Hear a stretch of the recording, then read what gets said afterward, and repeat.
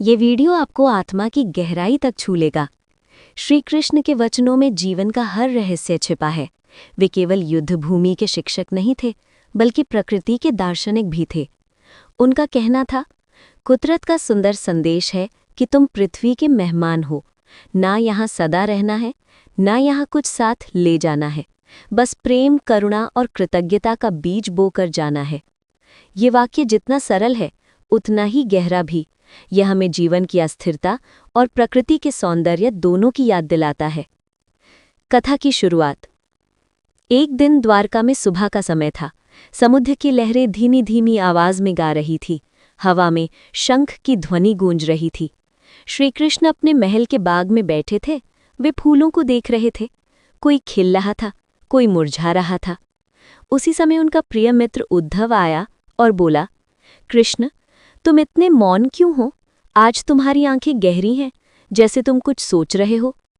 कृष्ण मुस्कुराए और बोले, उद्धव, आज मैं प्रकृति को देख रहा था। हर फूल, हर पत्ता, हर हवा का झोंका मुझे एक बात सिखा रहा है कि हम सब इस धरती के मेहमान हैं। जैसे ये फूल कुछ समय के लिए खिलते हैं और फिर मिट्टी में मिल जाते हैं, वैसे ही मनुष्य भी आता है, खिलता है और फिर लौट जाता है।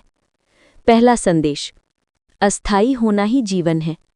कृष्ण ने कहा, उद्धव, देखो ये गुलाब, जब ये खिलता है तब पूरी बगिया महक उठती है, पर क्या ये सोचता है कि मैं हमेशा रहूंगा? नहीं, वो जानता है कि कुछ ही दिनों में उसकी पंखुड़ियां गिर जाएंगी।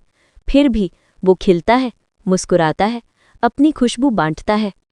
वैसे ही मनुष्य को भी चाहिए कि वो अपनी सीमित आयु में अधिकतम प्रेम, दया और आनंद फैलाए, क्योंकि जो चीज़ सदा नहीं रहती वही सबसे सुंदर होती है। दूसरा संदेश, स्वामित्व नहीं, सौंदर्य देखो। उद्धव ने पूछा, कृष्ण, यदि हम मेहमान हैं तो क्या हमें कुछ भी अपना नहीं मानना चाहिए? कृष्ण बोले, अपनापन बुरा नहीं है, पर स्वामित्व का अहंकार बुरा है।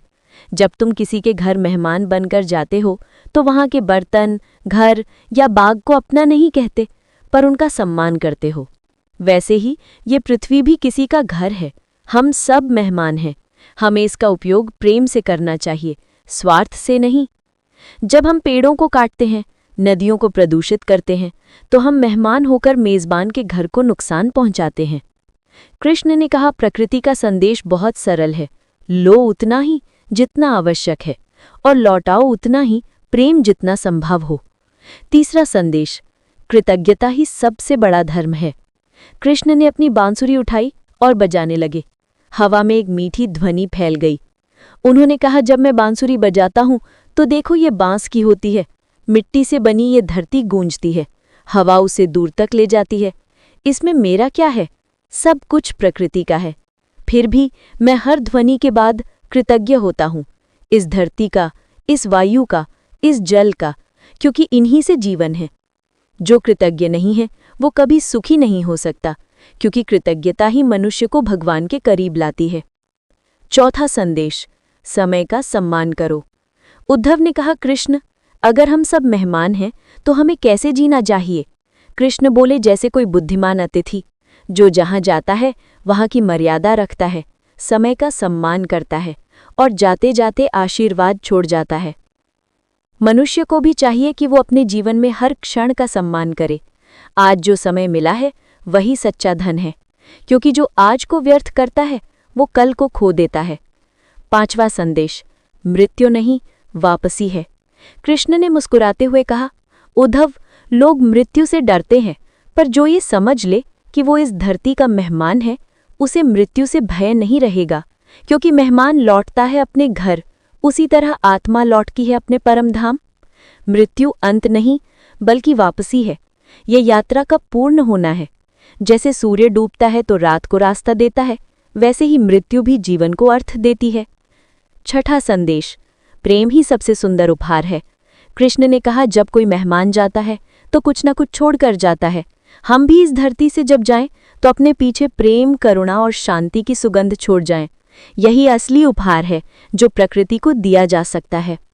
पेड़ हमें बिना मांगे फल देते हैं, नदियां बिना शर्त बहती हैं, हवा बिना भेद के सबको जीवन देती है। क्या हम इंसान थोड़ा सा प्रेम नहीं बांट सकते? सातवां संदेश, सरल रहो, सच्चे रहो। कृष्ण बोले, प्रकृति का नियम है, जो सरल है वही सुंदर है। नदी सी बहो, पेड़ की तरह झुको, मिट्टी की तरह विनम्र बनो, क्योंकि अहंकार वाला हमेशा टूटता है और विनम्र व्यक्ति हमेशा खिलता है। प्रकृति के हर अंश में ईश्वर है, जो उसे देख सके वही सच्चा भक्त है। निष्कर्ष, कुदरत का सुंदर संदेश। जब सूरज ढलने लगा तो आकाश सुनहरा हो गया। कृष्ण बोले, देखो उद्धव, सूर्य रोज आता है और चला जाता है। वो भी जानता है कि वो इस आकाश का मेहमान है, पर जाते जाते वो संसार को रोशनी देकर जाता है। वैसे ही हमें भी अपने जीवन से दूसरों के लिए प्रकाश फैलाना चाहिए।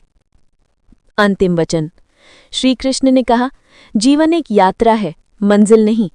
तुम आए हो कुछ सीखने, कुछ बांटने और फिर लौट जाने।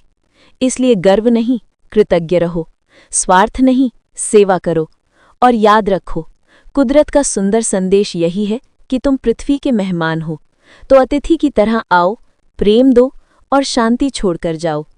अगर ये कहानी आपको पसंद आए तो लाइक, शेयर, कमेंट, सब्सक्राइब जरूर करें।